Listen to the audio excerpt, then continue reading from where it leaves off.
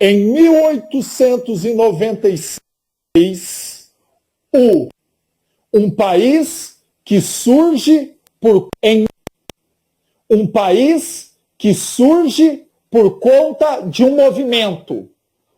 Em 1896, o húngaro Theodor Herzl cria um movimento chamado sionismo. O sionismo pregava o seguinte: para a sobrevivência é necessário ter um Estado próprio. E esse Estado próprio deve ser onde as escrituras sagradas dizem. É a região da Palestina. Nesse momento, em 1896, o mundo estava tendo vários movimentos de adequação territorial, de luta por território. E os judeus começaram a descrever a sua história a partir desse teórico. E ele fala: vamos migrar para a região da Palestina. Essa região, nesse momento, pertencia ao Império Otomano. Tá, Jean, mas foi um movimento rápido? Não. Aos poucos, os judeus começaram a migrar para essa região da Palestina, mas nesse momento aqui, muito pouco. Essa migração ela só vai aumentar pós-fim da Primeira Guerra Mundial. Com a derrota do Império Otomano, essa região da Palestina passa para o domínio britânico. E o movimento de migração dos judeus para a Terra Santa, eles para os árabes islâmicos e para os cristãos, começa a se intensificar. Mas era terra de britânico. E os britânicos, para não gerar um conflito entre as duas partes que estavam vivendo em seu território, ele tem uma narrativa diplomática dual, distinta. Ao mesmo tempo que ele passava a mão na cabeça dos judeus que estavam chegando na região da Palestina, os britânicos passavam a mão também na cabeça dos árabes. Isso ficou claro com a Declaração de Balfour de 1917. Guarda isso aqui, que isso aqui é teu diferencial. Declaração de Balfour de 1917. Essa declaração passa a mão na cabeça de quem? Dos judeus que estavam chegando lá. A declaração apoia o sionismo, apoia essa teoria que os judeus precisam ter o seu Estado próprio. E é legítimo porque se encontra em escrituras bíblicas sagradas. E isso incentiva a migração de judeus para a região. Então o processo começa a se tornar mais intenso pós Primeira Guerra Mundial. Mas, ao mesmo tempo, os britânicos, passam a mão na cabeça também dos árabes. E escrevem um livro de regras que ficou conhecido como Livro Branco, que limita a compra de terras por judeus. O judeu saía da Europa e ia para a Terra Santa. Ele precisava de um pedaço de terra para plantar, para comer e para construir a sua residência. Ele tinha que comprar de alguém. Como os judeus, sempre ligados historicamente com o comércio, eles tinham divisas, tinham grana. Então os judeus chegavam ali na Palestina, na região da Palestina, e compravam a terra dos árabes. E os árabes vendiam. Eles chegavam com muito dinheiro, então eles iam ocupando as terras. Ah, Jean, então os árabes também indiretamente estimularam a vinda dos judeus para a Terra Santa? Sim, porque eles vendiam as terras para os judeus. E o Livro Branco começou a limitar isso. Por quê? Os britânicos perceberam que havia uma grande quantidade agora de judeus em detrimento de árabes. Já estava quase se igualando a porcentagem. você já tinha 33% da população da região judaica. Olha isso. Tá, Jean, mas esse processo ele se intensificou quando? Aqui. De 1933 a 1945, na Alemanha, você tem a instauração do regime nazista. Regime nazista de Adolf Hitler. E dentro das teorias desumanas e genocidas de Hitler, estava a aniquilação dos judeus, que ele culpava esses judeus pela pobreza da Alemanha. E aí toda aquela estrutura de campos de concentração, de trabalhos forçados e de aniquilação dos judeus foram colocadas em prática. E os judeus foram obrigados a fugir da Europa. Muitos conseguiram fugir. E o movimento sionista cai como uma chave. Então, no período da Segunda Guerra Mundial, você tem o quê? Um aumento dessa imigração de judeus de todas as partes do mundo, mas principalmente da Europa e da Ásia, e isso vai aumentar o quê? O conflito. Porque está chegando judeus, você tem os árabes, historicamente eles são inimigos e disputam o território, é briga de família, e aí começa os conflitos entre as duas partes. Com o fim da Segunda Guerra Mundial, essa migração ela se intensificou ainda mais. Ainda mais. E o mundo viu que essa região poderia ser uma nova área de conflito. E o mundo não queria mais conflitos sangrentos no mundo. Por quê? Aquilo que teve na Segunda Guerra Mundial prejudicou ambas as partes, tanto os países mais pobres, mas principalmente europeus. Principalmente a Europa estava arrasada.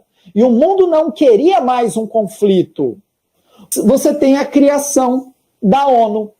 A criação da ONU. E a criação da ONU foi uma virada de chave para essa região que poderia ser uma nova área de conflito no mundo.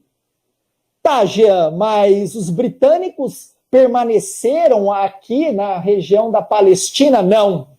Você teve a saída deles. Então, você imagina, antes os britânicos, eles administravam a região, passava a mão na cabeça dos judeus, passava a mão na cabeça dos árabes, tentava manter um certo equilíbrio. Aí você tem a guerra, o aumento da chegada dos judeus na região. Mais judeus na região. O conflito aumenta. A ONU é criada para não ter conflitos no mundo, para ser uma mediadora desses conflitos. A Grã-Bretanha fala o quê?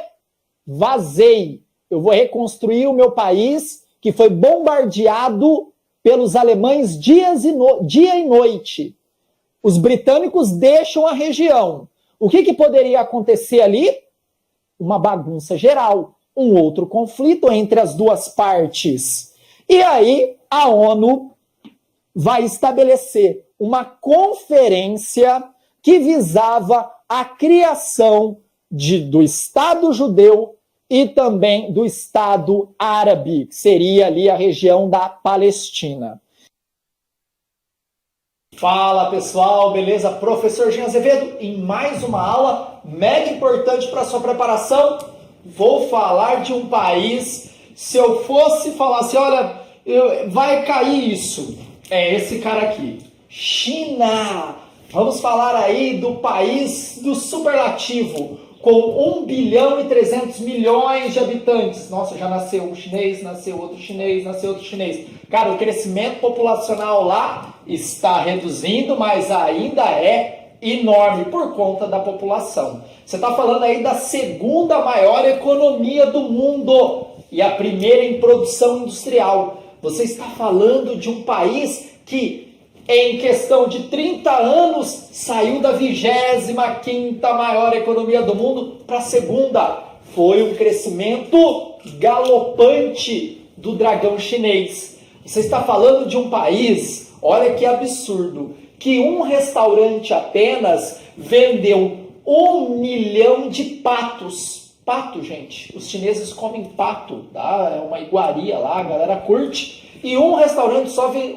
é muito, muito, muito pato. Outro dado importante da China é a classe média. A China somente tem 300 milhões de pessoas vivendo hoje na classe média, com determinado poder de consumo. Jean é a mesma classe média do que nos Estados Unidos? Claro que não. Se fosse a mesma classe média de consumo, igual a estadunidense, aquela que vai no Walmart, sai aquele monte de carrinho empurrando, velho, o mundo já tinha acabado, porque todos os recursos naturais tinham sido consumidos pelos chineses. Brincadeira, mas seria uma coisa astrondosa para o mundo. Os chineses têm um poder de consumo menor.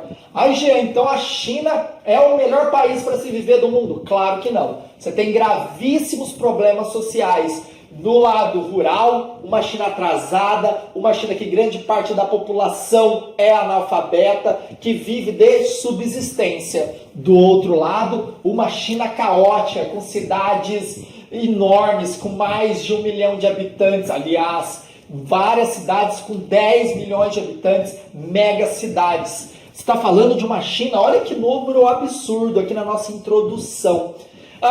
A China comprou mais cimento do que todos os países juntos. Olha que louco, cara. A China comprou cimento para fazer construção, construir cidades aqui, mais que o mundo todo. Então, tudo é no superlativo. Coloque essa primeira informação na sua cabeça. Quando falamos da China, falamos de coisas enormes, gigantes. Beleza? Olha que estranho. Velhinho, vou falar de indústria. Você viu aqui que eu já coloquei uma área importante que é uma indústria de base. Coloquei uma outra área importante que é a zona econômicas especiais. Mas também eu vou aproveitar e vou dar umas pinceladas na geografia física e em outras discussões também que tange análise demográfica. Porque eu coloquei aqui, fim da política do filho único é um ponto importante também para a gente discutir na aula de hoje. Então vamos lá, vamos começar a falar do setor industrial chinês. E para discutir as indústrias que estão localizadas nas zonas econômicas especiais e nessa região aqui, que é a indústria de base. Mas eu não sei que é indústria de base. Indústria que beneficia matéria-prima, principalmente minério de ferro, leva para uma siderúrgica e transforma em aço. Esse aço é levado para a indústria e aí você tem uma diversificação de produtos derivados desse aço. Suave? E fica nessa região. Essa região aqui é a Manchúria. A Manchúria é uma das poucas regiões que você tem um solo naturalmente fértil na China. É o solo Loess. É o solo amarelo, riquíssimo. Essa região aqui foi ocupada pelo Japão aí, durante décadas, porque os japoneses precisavam plantar para alimentar a sua população. Eles vieram e dominaram essas áreas aqui. Por isso que na China se come, ou se comia, no caso, escorpião, barata, toda aquela história que hoje é alimento para turista. O turista vai na China, nossa, estou comendo um espetinho de escorpião. Gente, os chineses não se alimentam mais com escorpião, eles gostam de pato mesmo, vão lá no restaurante e comem 1 milhão de pato num ano, olha que absurdo. Volta aqui. Essa região aqui é a mais importante para as provas. É a zona econômica especial. Perceba que ela circunda o litoral chinês da parte oriental, onde lá do outro lado do Oceano Pacífico você tem os Estados Unidos da América, um dos maiores compradores de produtos industrializados chineses. Fora que no meio desses dois gigantes você tem outro gigante que é o Japão, que é um país que que disputa com a China todo esse mercado asiático, fora o comércio internacional como um todo. São aí inimigos históricos, tanto na questão de posse de território, né? Os japoneses dominaram a China por muito tempo, também hoje, por uma questão econômica, eles disputam aí o mercado em diversas frentes. Suave. Claro que o Japão larga na frente na alta tecnologia, mas na produção absoluta, a produção total chinesa, não tem nem como comparar com a produção japonesa. Muitos produtos que você compra no Japão vêm da China também. Suave até aí? Tranquilão? Tá, Jean, mas de onde vem essas zonas econômicas especiais? Vou contar uma história resumida, aquilo que você precisa saber. Ó, presta atenção aqui. A China, lá atrás, antes do século XX, ela vivia aí uma espécie de imperialismo, onde você tinha um imperador chinês, e esse imperador chinês ninguém sabia quem era, né? Você não via nem o rosto do maluquinho, ele ficava lá na cidade proibida, ficava lá tranquilinho, e aí o país ele auto se geria, era uma espécie de feudalismo. Aparece um maluquinho, o Mao Tse-tung, e vai passar geral com esse império, e toma posse e instaura um regime socialista. Esse regime socialista vai de mal a pior, aí o Mao morre, agora que é o importante, sobe ao poder desse cara aqui, ó, o Deng Xiaoping. Esse maluquinho aqui vai transformar a China, vai tirar ela de um país lá, 20ª, 30ª economia do mundo, e vai transformar a China na segunda maior economia do mundo. Como ele fez?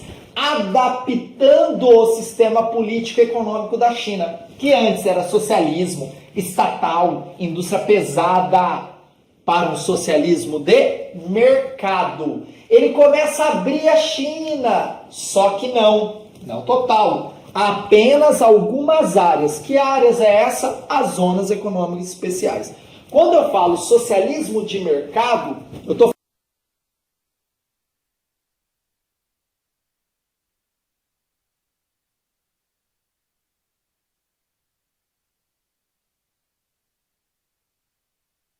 falando de um socialismo que tem uma vertente mais aberta ao capital. Mas não são todos os setores que têm essa abertura do capital. Lembro você, são áreas específicas de produtos, de bens de consumo, duráveis ou não duráveis. A indústria de base chinesa ainda é estatal.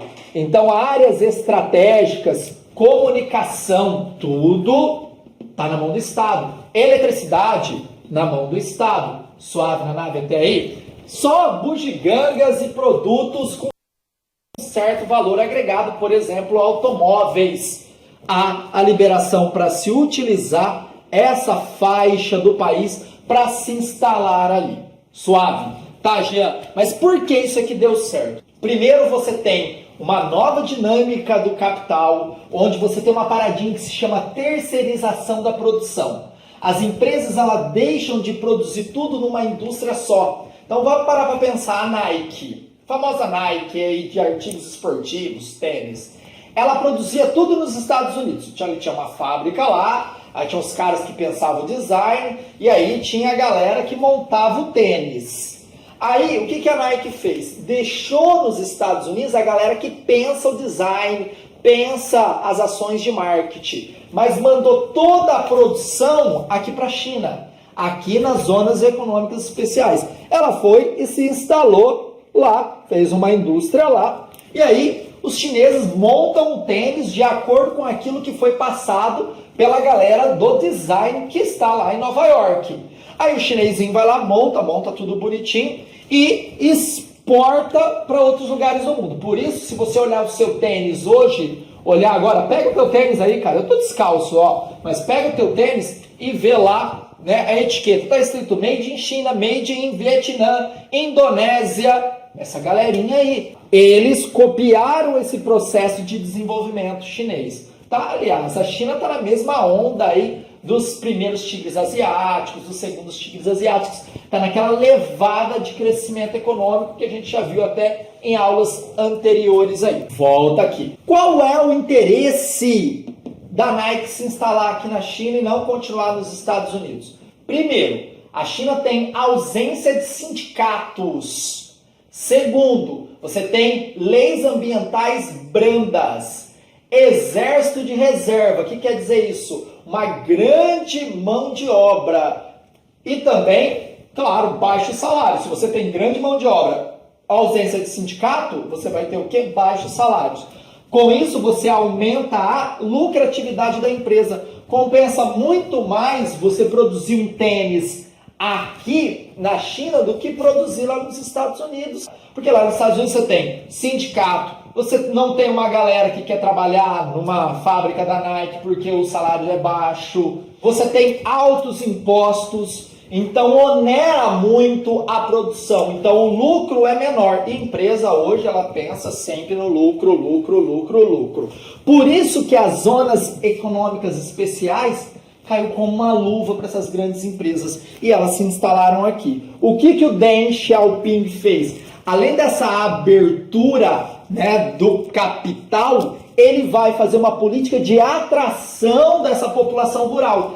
Essa população rural, que era majoritária na China até antes, na década de 80, eles passam a migrar para a China urbana, que é o lado oriental. Só para você ter uma ideia, 300 milhões de pessoas saíram da China rural e foram para a China urbana, o maior êxodo rural da história. E isso vai colaborar muito com o crescimento chinês, porque está chegando gente, a China precisa investir nas cidades, e aí vem o Estado injetando dinheiro na remodelação do espaço urbano chinês.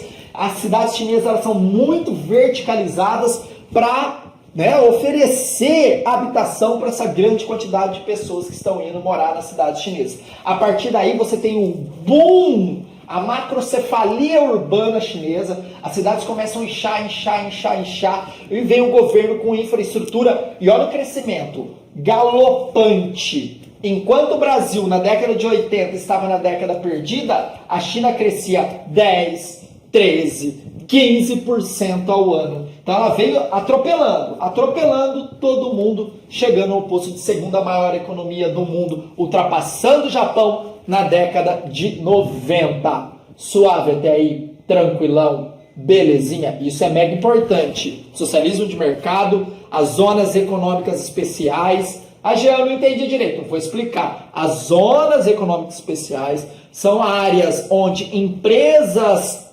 privadas podem se instalar, usufruindo da característica econômica e política da China. Tá, mas é para o mercado interno ou para o mercado externo? A grande maioria é para o mercado externo. Mas claro que você está falando de uma classe média de 300 milhões de pessoas, então uma classe média voraz que quer consumir, então grande parte do produto também hoje está dentro da China. E uma das ideias dos chineses é essa, tá? Fortalecer o mercado interno para depender cada vez menos do mercado externo. Para pensar, se você tem aí uma classe média de 500 milhões de pessoas consumindo, você vai depender muito menos do mercado externo. Consequentemente, as flutuações que o mercado geralmente ocorrem não vai interferir diretamente no país. A China ficou com uma pulga atrás da orelha quando os Estados Unidos entrou naquela crise da bolha imobiliária, dos bancos, e isso afetou a China. Aí a China falou assim, eu tenho que pensar numa adaptação desse modelo e não viver apenas de exportação, porque qualquer crise lá fora atinge o meu mercado. Então o que ela fez? Ela retraiu nesses últimos anos, ela retraiu a sua produção para investir em infraestrutura, para fortalecer a classe média e com isso não depender mais de exportação e vender seu produto internamente. Isso, primeiro momento, foi muito prejudicial para quem? Para o Brasil. Porque no momento que a China desacelera a compra de commodities, já que o Brasil tem como seu principal parceiro comercial a China, atinge a nossa economia. Foi aí no governo Dilma, aí gerou toda essa crise econômica que a gente está vivendo e vai viver aí daqui a uns anos. Ainda mais triste falar isso, mas é verdade. Quando a China se estabelecer e voltar a consumir demais, o Brasil vai se dar bem. Porque o mercado interno chinês comprando, o Brasil vai vender o quê? Soja, açúcar, minério de ferro. Tá? Então é uma relação importante hoje Brasil e China nessa dinâmica do mercado global. Suave até aí? Tranquilinho? Belezinha? Gabarita gel? Vamos lá, cara, que não terminou não. Eu não falei para vocês que há uma relação muito próxima entre Brasil e China hoje? É tão próxima que os chineses estão investindo muito no Brasil, construindo rodovias, comprando hidrelétricas e estão querendo até construir uma grande ferrovia que vai ligar o Mato Grosso do Sul até o Oceano Pacífico. E de lá os produtos vão chegar de uma forma mais rápida na China. Para pensar hoje a nossa soja, ela dá um maior rolê, não dá? Ela sai lá do Mato Grosso do Sul, Goiás, vai até o Porto de Santos, do Porto de Santos ele passa pelo Canal do Panamá até chegar na China. É muito, muito longe e isso aumenta o custo Brasil e diminui o nosso lucro. Os chineses, para facilitar essa dinâmica de exportação, eles querem rasgar o interior do Brasil com uma ferrovia e aí, cara, fica muito mais fácil. Chega lá no Chile, ó, manda direto para a China. Suave. Olha, a China está investindo tanto nesse mercado interno que ela construiu a maior usina hidrelétrica do mundo, que é de Três Gargantas. A usina de Itaipu tem uma produção maior, mas de construção a usina de Três Gargantas é maior. A necessidade da construção da usina de Três Gargantas é para abastecer a região do rio Yangtze, que é uma das regiões mais densamente ocupadas do território chinês. Você tem uma cidade aqui mega importante que é Guangzhou, do Guangzhou Evergrande, do time chinês, cara. Tem um time lá na China cheio de grana que compra um monte de brasileiro. Olha aí outra relação. A China está também buscando jogadores brasileiros, não somente brasileiros, mas muitos brasileiros para jogar nos times chineses aí. Mostra o poderio econômico da China hoje. E a usina de Três Gargantas, além de fornecer energia aqui, ela protege as cidades que estão desse lado da usina hidrelétrica de grandes enchentes. Mas já me explica isso direito. A China, ela é atingida pelas chuvas de monções. O que são as chuvas de monções? Há uma diferença de pressão entre o continente e o mar. Então, você, em determinada época do ano, você tem o mar com alta pressão e você tem um continente com baixa pressão. Mas essa alta pressão não é porque está muito frio, está com uma temperatura menor em relação ao continente. Então o que acontece? O mar joga umidade em direção ao continente. Então provoca chuvas intensas durante mais ou menos aí 6 meses no território chinês. Imagina chovendo 6 meses aqui. O rio extravasa, ocupa a área de várzea. Essa área de várzea você tem as cidades e aí alaga toda essa região aqui. Cara, gera aqui todo um colapso. E os chineses falaram assim, não vai mais causar enchente nas principais cidades chinesas. Os caras pegaram e construíram uma usina hidrelétrica aqui para barrar esse fluxo de água em direção às grandes cidades chinesas. Suave na nave até aí? Tranquilão? Outro ponto importante para a gente discutir é o Tibete. Tibete não pertencia à China. O Mao Tse Tung, aquele maluquinho que eu falei lá, só citei, tá? É importante vocês darem uma pesquisada maior nas disciplinas de história, aprofunda mais essa história chinesa. O Mao pegou e falou, o Tibete é meu, e os tibetanos perderam a autonomia sobre o território. Na Olimpíada de Pequim, os tibetanos aí jogaram fogo no corpo, cometeram suicídio para tentar chamar a atenção do mundo para a causa tibetana. Você acha que virou alguma coisa? Claro que não, né? O poderio econômico e político da China hoje é gigantesco. Então, galera, nem escutei que tibetano estava falando. Hoje, essa região pertence à China. Por que é importante? Primeiro, você está ali na fronteira com um grande país também, que é a Índia. Então é uma questão geopolítica ali. E outra, o teto do mundo. Você tem o Himalaia aqui, então é uma forma de se ocupar acima de outros, observar os outros, principalmente a Índia, que também disputa pontos geopolíticos, econômicos com a China aqui na Ásia. Suave na nave até aí?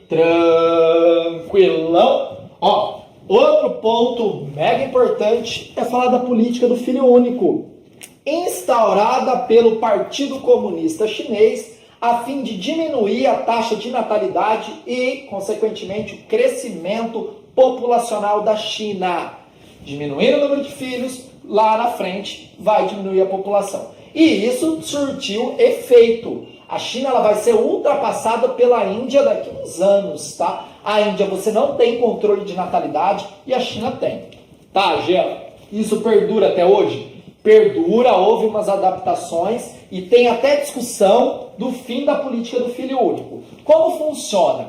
Ah, Jean, eu só posso ter um filho. Claro que você pode ter 2, você pode ter 3 filhos. Mas o segundo e o terceiro, você tem que bancar essas crianças. Bancar estudo, bancar saúde. O Estado não vai mais investir. Lembro você que a China vive um sistema socialista. Então ele banca saúde, educação da galera.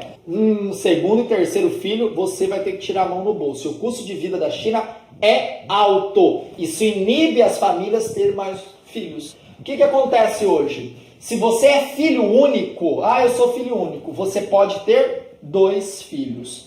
Tá? O que eles estão querendo? Terminar com a política do filho único.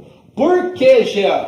Pensa, gente, a China produz, precisa de mão de obra. E já em alguns setores da economia, você não tem a entrada de mão de obra, porque está nascendo menos crianças, está diminuindo a base. Então essa galera não está entrando na população economicamente ativa. E a China é avessa à chegada ali de estrangeiros. Hoje tem, tá? Principalmente em lideranças de gestão de grandes empresas, mas eles não querem filipinos, eles não querem vietnamitas entrando dentro do país para trabalhar. Tá? O país ainda é um regime fechado. Não é aberto geral, né? Olha aí a China, é Disneylândia. Não é. Suave, tranquilão, belezinha? Outro ponto, para a gente encerrar a aula, esse carinha aqui, Mar da China. O Mar da China é uma área de disputa com o Vietnã, com Filipinas, com Malásia, sobre a posse desse território. É a parte meridional, a parte sul. Mas já, por que eles disputam essas ilhas? Porque tem petróleo e gás natural. A China, cara, é tão maluquinha que ela construiu ilhas artificiais nessa região, ilhas artificiais, para falar, olha, isso aqui é meu, a posse é minha. E colocou navios aqui, e isso aqui é uma área muito tensa, tá? De vento em popa vem o navio americano, porque os Estados Unidos, tá? Eles estão lotados de bases militares aqui na Ásia, desde o fim da Segunda Guerra Mundial. E eles passam aqui, dão um tchauzinho para a China, tô de olho, o que você tá fazendo aí? Não faz isso que é errado. Sabe aquela tensão geopolítica? Uma delas ocorre no mar meridional da China, em busca da riqueza do ouro negro. Ufa, cara, quanta coisa, né? Um monte de informação. Olha aqui a Mongólia de Gengis Khan. Eu não sei nada. Estude. Vou dar dica de um documentário mega importante para quem for prestar vestibulares. Chama China Blue. Aí eu não vou assistir, não vai assistir, não vai passar. Assista, gente. China Blue. Digita aí no YouTube que deve ter. Documentário que conta a história de uma menininha de 14 anos que sai da área rural, vai para a área urbana sozinha, trabalhar numa indústria de costura, de jeans. Aí você vai ver o que tem por trás, né, toda essa indústria de exploração de mão de obra na China. Muito, muito, muito bom mesmo. Os melhores documentários que eu já vi. Vale muito a pena. Tá dentro dessa discussão de política do filho único. Velho, vale muito a pena. Beleza, galera. Tamo junto. Aula completa. Gabaritagel.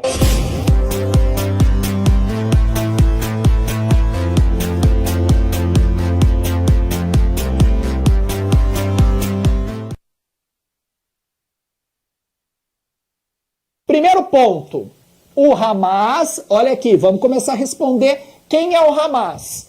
É um grupo islâmico, sunita, que quer colocar em toda a Palestina a lei da Sharia. O que o Hamas, ele tem como objetivo aplicar a Sharia na Palestina. E presta atenção aqui que é importante. O Hamas, ele não quer a Palestina para os palestinos. Presta atenção nisso. O Hamas, ele quer a Palestina para os muçulmanos. E hoje, o Hamas, olha aqui um dado já importante para a gente entender todo o processo. Hoje, o Hamas, ele domina essa parte aqui, que é a faixa de Gaza. Toda vez que tem conflito do Estado de Israel com o Hamas, o ataque do Hamas é proveniente daqui, de Gaza. E não, presta atenção aqui, e não da Cisjordânia. Tá, Jean? O Hamas é o quê? O Hamas tem uma trinca. Tem a trinca política, aliás, tem a vertente política, ele tem a vertente militar e ele tem a vertente dawa. Jean do céu, me explica. A vertente política é aquela que vai brigar democraticamente por um espaço no governo palestino. E o principal partido político que vai rivalizar com o Hamas, guarda aí que comecei a responder, vocês vão entender. O principal partido político que rivaliza com o Hamas nos pleitos eleitorais é o Fatah, tá? Já o militar, a vertente militar, tem um apoio muito grande desse cara aqui, do Irã. Mas, Jean, olha aqui como é confuso a geopolítica do Oriente Médio. O Irã, você me disse que é xiita. O Hamas é sunita. As duas frentes, elas não dialogam assim tranquilamente, não, tá? Xiitas e sunitas. Não tem um diálogo muito claro entre os dois. Mas eles possuem um inimigo em comum. No final das contas, eles são o quê? Muçulmanos. E eles têm como inimigo os judeus. Isso é histórico. Isso é histórico. Então é uma briga de família. Então eles vão se juntar nessa situação aqui. Então o Irã, ele vai armar o Hamas nessa vertente militar aqui. Tá, Jean, mas como o Irã consegue fazer isso? O Irã, ele manda, presta atenção, olha como é muito bem, tem uma logística muito bem amarrada. Ele manda armamentos para a África, e aí esse armamento entra da África para a faixa de Gaza. Da África para a faixa de Gaza, passando pelo Sudão, passando pelo Egito. Você acha que os foguetes lançados pelo Hamas, nessa vertente militar, veio de onde? Veio do além? Ah, não, eles desenvolvem tecnologia. Nós estamos falando de Gaza, uma das regiões mais pobres do mundo. Então isso vem de algum lugar. Vem do seu parceiro, o Irã. Aí você fala, tá, qual é o motivo, Jean? O motivo é único, é a presença do Estado judeu. É a presença do Estado judeu. Tá, Jean, o Irã, ele é parceiro hoje na geopolítica de quem? Da Rússia. Então nós temos aqui uma trinca, entre aspas, né? Rússia, Irã e Hamas? Sim. Vamos aumentar? Rússia, Irã, Hamas e Hezbollah no sul do Líbano? Sim. Conta a presença de Israel, que é um símbolo de uma presença estadunidense no Oriente Médio. Uma presença até europeia no Oriente Médio, mas claro, muito mais estadunidense. E o outro, volta aqui, dawa.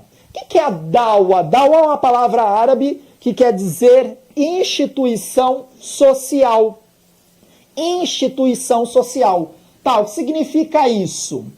O Hamas, ele vai fazer o quê? Caridade, isso mesmo.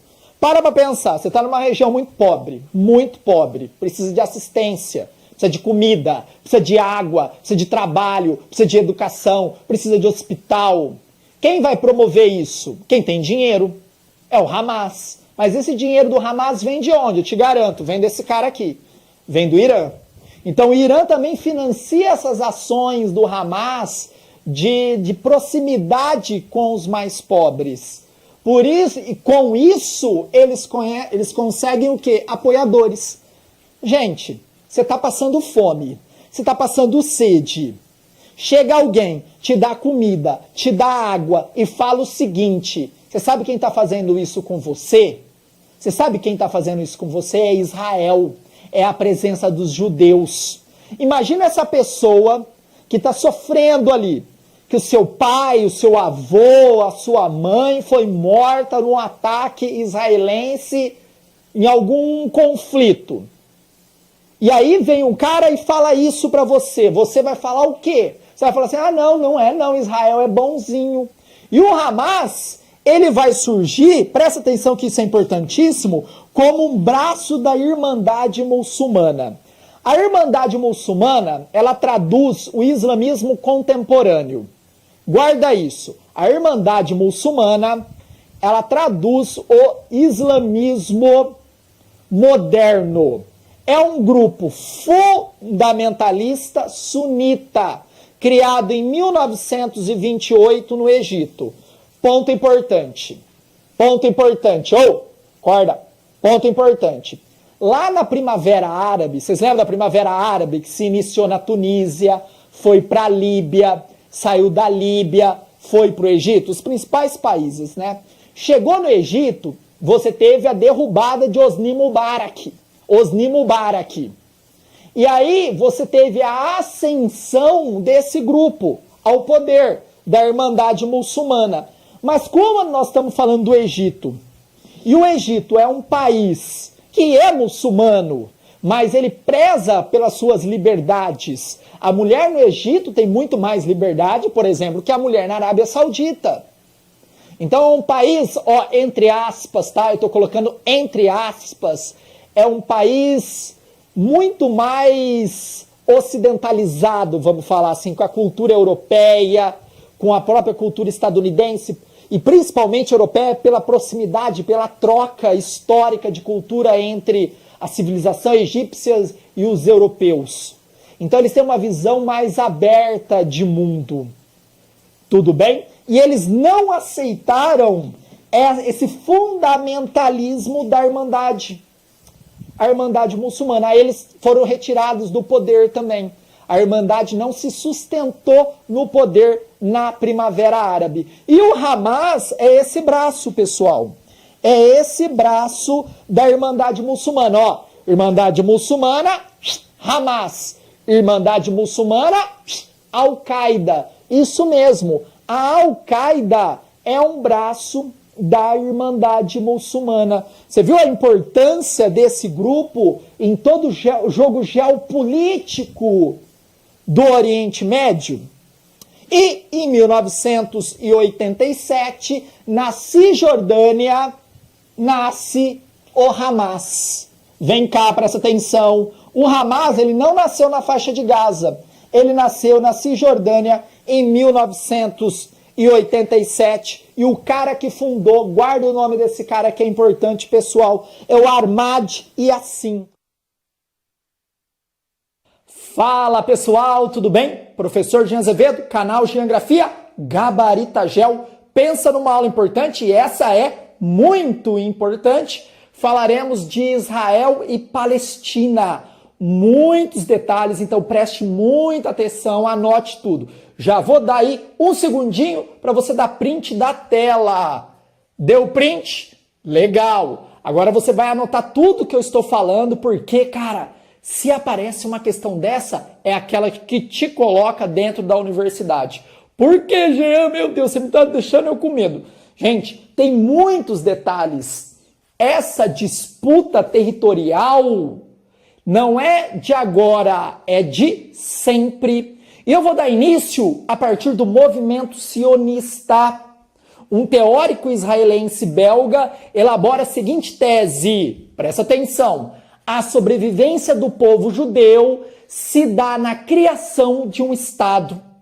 Isso leva à migração dos judeus que já tinham saído da região da Palestina em direção à Europa, a diáspora judaica, saída judaica, e fala o seguinte: olha, não adianta